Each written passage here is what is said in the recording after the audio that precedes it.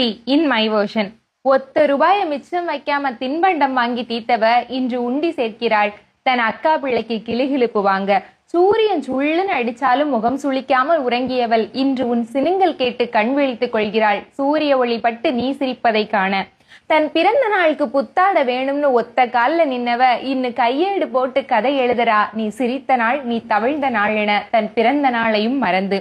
உம்முனா மூஞ்சி என பெயரெடுத்தவள் வாய்வலிக்க பேசிக் கொண்டிருக்கிறாள். புரியாத மொழியில் தான் பெறாத மழையுடன்.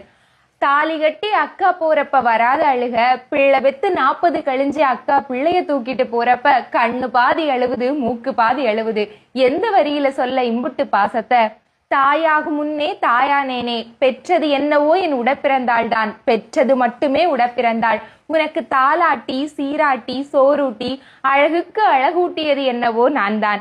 10 நிலா சேர்ந்து ஜொலிச்சாலும் என் முத்துமணி அழகுக்கு ஈடாகாது.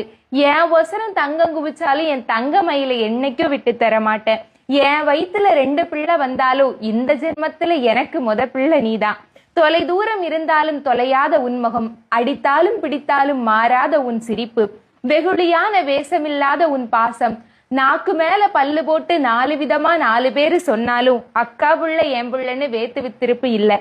தாயாக தனியா என்ன தகுதி வேணும்? என் ரத்தத்தோட கலந்தது என்னைக்கு என் புள்ளதான். நன்றி.